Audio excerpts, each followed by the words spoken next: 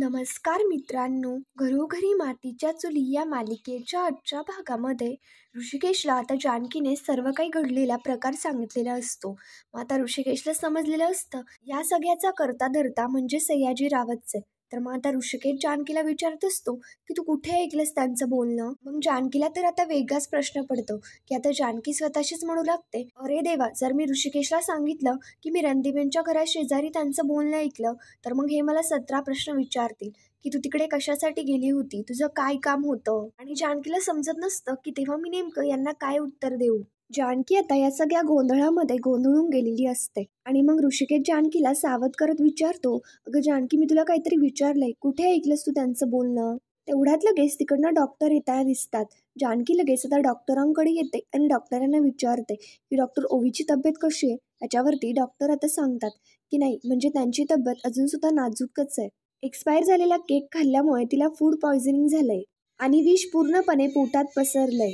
तर मग डॉक्टरांचं हे सगळं बोलणं पाहता जानकी खूपच घाबरून जाते आणि मग त्याच्यानंतर रडतच डॉक्टरांना विचारत असते की डॉक्टर, ओवी लवकर बरी होईल ना. डॉक्टर आता म्हणू लागतात, आम्ही तिच्यावरती ट्रीटमेंट सुरू केलीच आहे, त्याच्यावरती काही औषधं लागतील. औषधं जरा महाग आहे, पण मात्र तुम्हाला ती औषधं आणावीच लागतील आणि आम्ही आता थांबू नाही शकत. मग त्याच्यानंतर डॉक्टरांच्या हातातली औषधाची यादी ऋषिकेश आता घेतो आणि डॉक्टरांना म्हणतो की तुम्ही टेन्शन नका घेऊ, मी करतो औषधांची तयारी. डॉक्टर आता तिकडं निघून जातात. मग आता इकडे औषधं पाहता ऋषिकेश लगेच जानकीला म्हणतो, जानकी, खूप सारी औषधं आहेत आणि त्याच्यासाठी पैसे सुद्धा खूप लागतील. जानकी सुद्धा आता ऋषिकेशला रडतच आणि शांतपणे म्हणत असते की हॉस्पिटलचं बिल सुद्धा भरायचंय, आपण आता एवढे पैसे कुठून आणायचे. मग त्याच्यानंतर ऋषिकेश आता जानकीला म्हणत असतो, तू कोणाला मदतीसाठी फोन केला होतास का, म्हणजे गावात कोणाला विचारलं का, ओवीच्या तब्येतीबद्दल तू कोणाला काही सांगितलंस का. पण मात्र जानकीने सुमित्राला फोन केलेला असतो आणि हे जानकी आता ऋषिकेशला सांगत नाही आणि शांतच राहते. ऋषिकेश जानकीला विचारत असतो, अगं जानकी, मी तुला काहीतरी विचारलंय, तू ओवीच्या तब्येतीबद्दल कोणालाही काहीही नाही सांगितलं आणि गावामधनं कोणीही मदतीला नाही आलं का. तर मग जानकी आता शांतपणे ऋषिकेशला म्हणते की मी आपल्या घरी फोन केला होता. ऋषिकेश आता लगेच आश्चर्याने जानकीकडे पाहायला लागतो. त्यानंतर इकडे दुसरीकडे ऐश्वर्या आता नानांना खूपच टॉर्चर करत असते आणि ऐश्वर्या आता नानांकडे येत त्यांना म्हणते, काय रे म्हाताऱ्या, तुला खूप मस्ती आली आहे का. ऐश्वर्या नानांचा हात पिरगळत त्यांना विचारत असते की पटकन सांग की प्रॉपर्टीचे पेपर्स कुठे आहेत.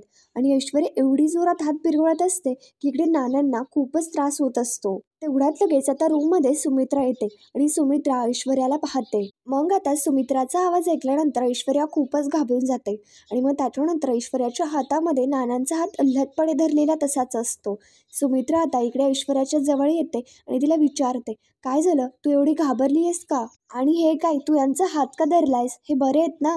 मग त्याच्यानंतर आता इकडे ऐश्वर्या लगेच स्वतःशीच विचार करत म्हणते की नशीब की आईंनी काही ऐकलं नाही. तर मग आता ऐश्वर्या लगेच नाटकं करत सुमित्राला सांगू लागते की अहो, काय झालं, मी नानांची काळजी करत इथे त्यांच्या बाजूला बसले होते, पण अचानक काय झालं, नानाशी डचकून जागे झाले. भीती वाटली मला, मग मी त्यांचा हात पकडला आणि त्यांना विचारत होते की बाबा, तुमच्या मनामध्ये काही आहे का, किंवा मला काही सांगायचंय का. पण ते काहीतरी सांगतायत आणि मला काही कळतच नाहीये. इकडे नाना ऐश्वर्याबद्दल सुमित्राला काहीतरी खुणावून सांगत असतात, पण मात्र सुमित्राला ते देखील समजत नसतं की नाना नेमकं सांगतायत तरी काय. इकडे सुमित्रा आता नानांच्या जवळ येते आणि त्यांना शांत करण्याचा प्रयत्न करू लागते. सुमित्रा आता नानांना विचारते, अहो नेमकं तुम्ही काय म्हणताय, म्हणजे तुम्हाला काही सांगायचंय का. तर मग नाना आता ऐश्वर्याकडे बोट दाखवत असतात आणि तिला तिकडनं जायला सांगत असतात. ऐश्वर्या लगेच आता सुमित्राला म्हणते, बघा आई, विचार करण्यासारखी गोष्ट आहे, नाना नेमकं काय सांगतात हे ना धड तुम्हाला कळतंय ना मला. आणि मग आई, सौमित्र भाऊजी आणि अवंतिका यांच्या दोघांना कसं कळलं असेल, नानांना नेमकं काय सांगायचं असेल ते त्यांना कसं कळलं. आई, मी तुम्हाला सांगते की ते दोघंही मिळून तुम्हाला फसवतायत. अहो आई, त्यांना त्या दगाबाज जानकीला पुन्हा आपल्या घरामध्ये आणायचंय, पण प्लीज आई, तुम्ही ही गोष्ट होऊ देऊ नका. इकडे ऐश्वर्याचं हे बोलणं पाहता नाना तर भयंकर चिडलेले असतात. ऐश्वर्या आता सुमित्राच्या मनामध्ये वेगळंच काहीतरी भरवून देत असते. ऐश्वर्या आता सुमित्राला म्हणते की ती बाई आता इकडे आपल्या घरामध्ये आली आणि तिने नानांना काही केलं म्हणजे मला तर खूपच भीती वाटते. आई, ती बाई परत आपल्या घरामध्ये येता कामा नये. आणि आता इकडे ऐश्वर्याच्या बोलण्यावरती सुमित्रा सुद्धा आता विचार करत असते आणि त्याच्यावरती विश्वास सुद्धा ठेवत असते. ऐश्वर्याचा राग आलेला असतो, त्याच्यामुळे नाना आता त्यांचा हात आपटत आता राग व्यक्त करत असतात. पण मात्र ऐश्वर्या तिथे देखील आता वेगळाच अर्थ लावते आणि सुमित्राला म्हणते, बघा आई, जानकी वहिनीचं नाव जरी ऐकलं ना तरी सुद्धा नाना कसे जोरजोरात आपला हात आपटतायत. मग त्याच्यानंतर आता इकडे दुसरीकडे सुमित्रा आता ऐश्वर्याला म्हणते की एक काम कर, मी गॅसवरती ना सूप ठेवलंय, तेवढं जरा बघतेच का. ऐश्वर्या लगेच सुमित्राच्या सांगण्याप्रमाणे किचनमध्ये निघून जाऊ लागते. पण मात्र तेवढ्यात ऐश्वर्याचं लक्ष इकडे नानांकडे जातं.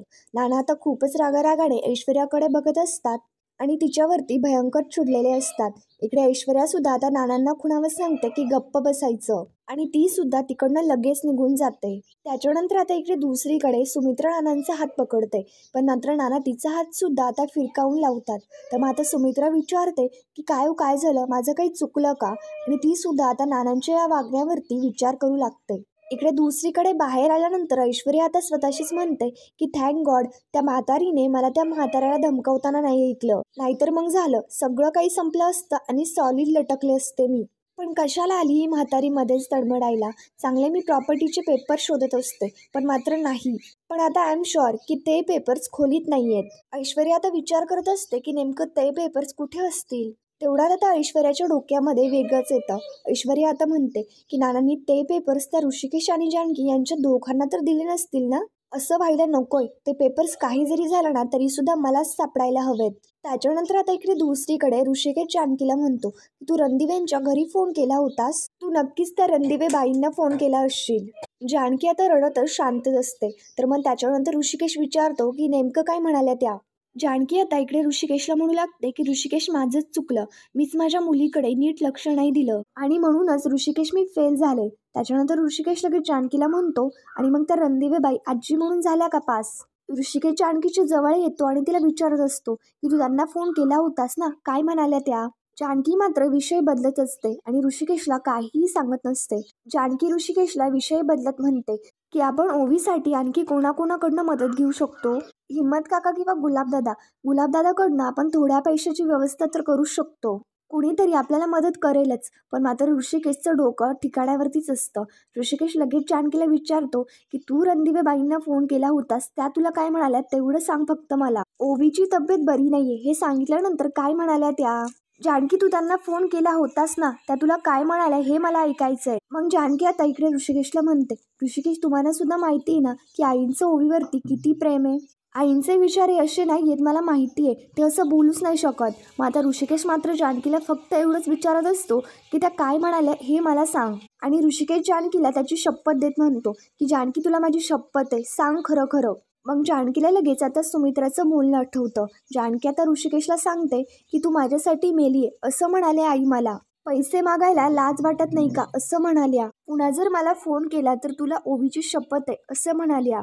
तर मग आता या गोष्टीचा विचार करता जानकी खूप रडत असते आणि ऋषिकेश तर आता इकडे खूपच चिडतो. पण मात्र जानकी ऋषिकेशला म्हणत असते, माझा विश्वास आहे आई स्वतःहून असं काही म्हणूच शकत नाही, नक्कीच काहीतरी चुकतंय, हे सगळं नक्कीच ऐश्वर्याने केलंय. तर मग आता इकडे जानकीचं हे सगळं बोलणं पाहता ऋषिकेश लगेच जानकीवरती ओरडत म्हणतो की बास झालं जानकी तुझं आता.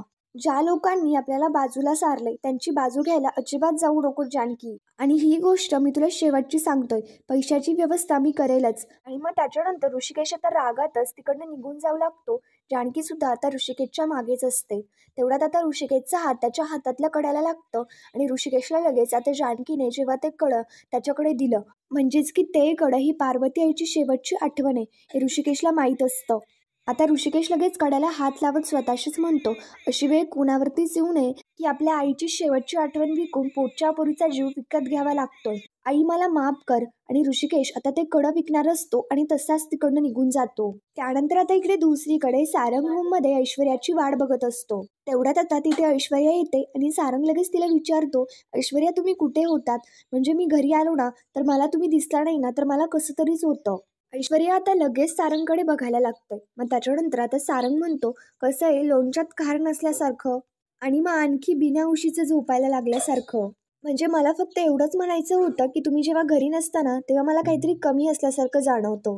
म्हणजे असं मी बाहेरून आलो ना तर तुम्ही छान असं पैजण वाजवत परफ्यूम लावून माझ्या समोर येत जावा, लई भारी वाटतं तेव्हा मला. मग ऐश्वर्या सुद्धा आता लगेच गालातल्या गालात हसत असते आणि सारंगचं हे सगळं बोलणं तिला आता जोकच वाटत असतं. सारंग विचारतो की तुम्ही कुठे होतात. ऐश्वर्या लगेच आता गोंधळत आता इकडे सारंगला सांगते की मी इथेच होते नानांच्या खोलीत. त्यांच्या बाजूला बसून मी त्यांना आजचा न्यूजपेपर वाचवून दाखवत होते. जसं तुम्ही तुमच्या जमिनीची मशागत करताना तसंच मी नानांना फ्रेश ठेवत होते. म्हणजे माणसांनी ना नेहमी अपडेटेड राहावं, म्हणजे त्यांच्या मनाला आणि बुद्धीला गंज नाही लागत. मग त्याच्यानंतर सारंग आता ऐश्वर्याचं हे बोलणं पाहता लगेच तिला म्हणतो की ऐश्वर्या, काय माहिती का, तुम्ही जितके सुंदर दिसता ना तितक्या सुंदर बोलता सुद्धा, आणि मला हेच लय आवडतं. ऐश्वर्या, तुम्ही खरंच खूप बदललाय आणि तुम्ही खूप जबाबदारीने वागायला लागलात. मग आता सारंगचं हे सगळं बोलणं पाहता ऐश्वर्या लगेच लाडात येते आणि आता सारंगला आपल्या मुठीत ठेवण्यासाठी लगेच आता म्हणू लागते की नाही सारंग, तसं काहीही नाहीये. बघा, म्हणजे मला साधा दिवाळीचा फराळ सुद्धा करता येत नाही. मला लक्ष्मीपूजनाची तयारी सुद्धा करता येत नाही. मला तर साधी एवढी सुद्धा अक्कल नाहीये की लक्ष्मीपूजनाच्या दिवशी लक्ष्मी येऊ द्यायची असते, जाऊ द्यायची नसते. आणि मूर्ख आहे मी. आता इकडे ऐश्वर्या लगेच स्वतःलाच दोष देत असते आणि मग हे सगळं पाहता सारंग लगेच भुरळतो आणि लगेच ऐश्वर्याला शांत करत म्हणतो की ऐश्वर्या, बाद झालं आता. असे का बोलताय तुम्ही? याच्यावरती आता ऐश्वर्या म्हणते, सारंग, हे सगळे माझे शब्द नाहीये. सरवरी वंश, आई आणि आईंचे शब्द आहेत ते. त्यांची ही सगळी जगजाहीर मतं आहेत. त्यांना असं वाटतं की मी काहीच करू शकत नाही, मला काहीही येत नाही. आईंनी माझा कान पिळला ना तर चालेल मला, त्यांचा हक्क आहे, त्या मला बोलू शकतात. पण मात्र शरूताईचं काय? खरं तर एकतर आपल्या कधीतरी घरी येतात, कुठलीही जबाबदारी पाड नाही पाडत. नानांच्या बाजूला धड त्या 5 मिनिटं सुद्धा नाही बसत. आजी तर असं म्हणत होत्या की काही मजा करायची जर वेळ आली ना तर पहिला नंबर हा शरूताईंचा असतो. मी इथल्या घरातल्या माणसांना एवढा जीव लावते, पण मात्र इथल्या घरातल्या माणसांना कोणालाही माझी गरज नाहीये. आधी जानकी बहिणीने आईंच्या मनामध्ये माझ्याबद्दल विष कालवलं आणि आता तेच काम अवंतिका करतीये. ऐश्वर्या आता रडण्याचं नाटक करत इकडे सारंगला म्हणत असते की माझ्याबरोबर कोणीही नाहीये. ह्याच्यावरती आता सारंग लगेच म्हणतो की अहो ऐश्वर्या, असं काय बोलताय? मी आणि आजी कधीही तुमची साथ सोडणार नाही. ऐश्वर्या, मी अख्ख्या जगाच्या विरोधात जाईन तुमच्या बाजूला उभं राहण्यासाठी. इकडे ऐश्वर्याचा प्लॅन आता सक्सेसफुल झालेला असतो. ऐश्वर्या आता स्वतःशीच म्हणते, जगाच्या नाही, फक्त तुझ्या घराच्या जरी विरोधात गेला ना तरी सुद्धा खूप होईल. त्यानंतर आता इकडे दुसरीकडे जानकी हॉस्पिटलच्या बाहेर शांतपणे बसलेली असते. तेवढ्यात आता तिच्याकडे डॉक्टर येतात आणि जानकी लगेच डॉक्टरांना विचारते, ओवी कशी आहे? याच्यावरती डॉक्टर सांगतात, ओवी आता बरी आहे. जानकी आता डॉक्टरांना म्हणत असते की I am so sorry doctor, मगाशी भावनेच्या भरामध्ये मी जे काही बोलले. ह्याच्यावरती डॉक्टर आता म्हणतात, नाही, मी तुमची तगमग समजू शकतो. आपल्या लेकरांना काही जरी झालं ना तरी सुद्धा आई वडिलांना त्रास हा होतोच. खरं तर तुम्ही सॉरी बोलू नका, आमच्याकडूनच उशीर झाल्यामुळे आम्हीच तुमची माफी मागतो. जानकी आता डॉक्टरांना म्हणत असते की डॉक्टर, पैशांची काळजी अजिबात करू नका. माझे मिस्टर आता गेलेत बाहेर, ते काहीतरी सोय करतील. तेवढ्यात लगेच तिथे ऋषिकेश येतो आणि ऋषिकेश डॉक्टर आणि जानकीला सांगतो की पैसे भरलेत मी. तर मग आता इकडे डॉक्टर खूपच खुश होतात आणि लगेच तिकडनं निघून जातात. इकडे जानकी तर शांतच असते. तिला प्रश्न पडलेला असतो की ऋषिकेशने नेमकं पैसे कुठून आणले.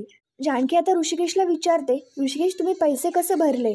ऋषिकेश लगेच त्याचा रिकामा हात आता जानकीला दाखवतो. म्हणजे जानकीला आता समजतं की ऋषिकेशने कडं विकून पैसे भरलेत.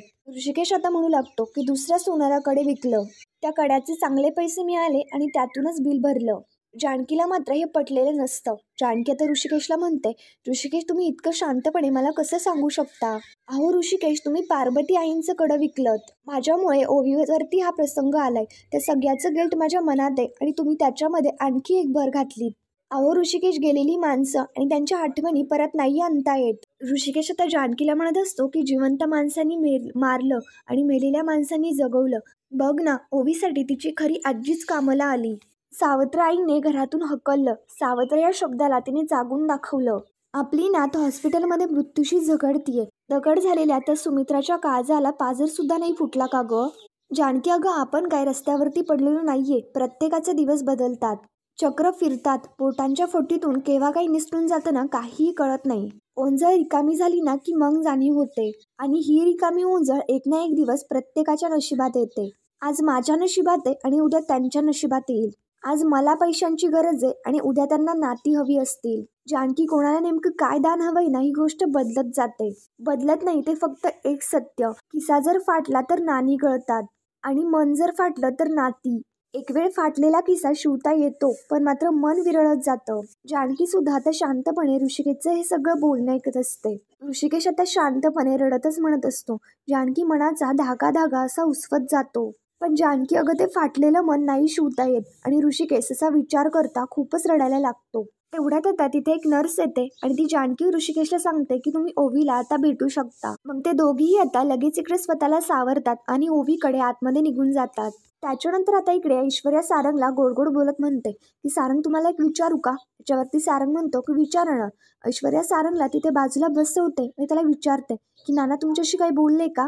याच्यावरती सारंग म्हणतो की हो बोलले ना, म्हणजे पहिल्यांदा ते काय बोलत होते ना ते मला काही समजतच नव्हतं. खूप विचार केला आणि मग नंतर समजलं की त्यांना आपले जुने अल्बम पाहायचे होते. ऐश्वर्या आता म्हणत असते मी त्याबद्दल नाही बोलते, मी प्रॉपर्टीच्या पेपरबद्दल विचारते, म्हणजे त्याच्याबद्दल काही बोलणं झालं का. सारंग आता म्हणतो त्याच्याबद्दल काही नाही झालं. म्हणजे काय झालं. तर मग ऐश्वर्या लगेच सांगू लागते म्हणजे नानांनी सगळे दागिने कपाट सगळं आपल्याला दिलं ना म्हणून विचारलं. पण मात्र नानाचं आणि सारंगचं त्याच्याबद्दल काहीही बोलणं झालेलं नसतं. त्यानंतर आता इकडे ऋषिकेश आणि जानकी दोघी ओवीच्या बाजूला असतात आणि ते दोघेही शांत असतात. त्याच्यामुळे ओवी ऋषिकेशला म्हणते बाबा तुम्ही माझ्यावरती रागावलात का. I am so sorry. मी यापुढे तुम्हाला विचारल्याशिवाय काहीही खाणार नाही. ऋषिकेश आणि जानकी दोघेही खूप इमोशनल झालेले असतात आणि ते दोघी ओवीला काहीही बोलत नाही. तर मित्रांनो पुढील भागामध्ये आपण पाहणार आहोत सुमित्राला आता ओवीच्या तब्येतीबद्दल समजल्यानंतर सुमित्रा आता हॉस्पिटलमध्ये आलेली असते आणि जानकीला म्हणत असते की ओवीची तब्येत बरी आहे ना, मला तिला भेटायचंय. तर मग जानकी आता इकडे आता सुमित्राला ओवीकडे घेऊन जायला लागते. पण मात्र ऋषिकेश आता सुमित्राला थांबवतो आणि तिला म्हणतो की थांबा सुमित्रा रणदिवे मॅडम, तुमच्यापासून दूर होण्याचा त्रास मला झालाय ना, तोच त्रास मला माझ्या ओवीला नाही होऊ द्यायचा. हात जोडतो मी तुमच्यासमोर, प्लीज तुम्ही इकडनं या. इकडे जानकीला हे सगळं पटलेलंच नसतं. तर मात्र आता ऋषिकेशचंही बोलणं पाहता सुमित्रा रडतच रागातच तिकडनं निघून जाते. तर मग आता ऋषिकेश जानकीला म्हणतो की त्यांच्या डोळ्यावरती पट्टी आहे, याचा त्रास मी माझ्या बायकोला आणि मुलीला नाही होऊ देणार जानकी. ऋषिकेश आता ओवीकडे आतमध्ये निघून जातो आणि जानकी ठरवते की तुम्ही माय लेकरमध्ये ही दरी मी भरून काढणारच. तर मित्रांनो पुढील भागांच्या डेली अपडेटसाठी आमच्या शिव मराठी या चॅनलला लगेच सबस्क्राईब करा. थँक्यू.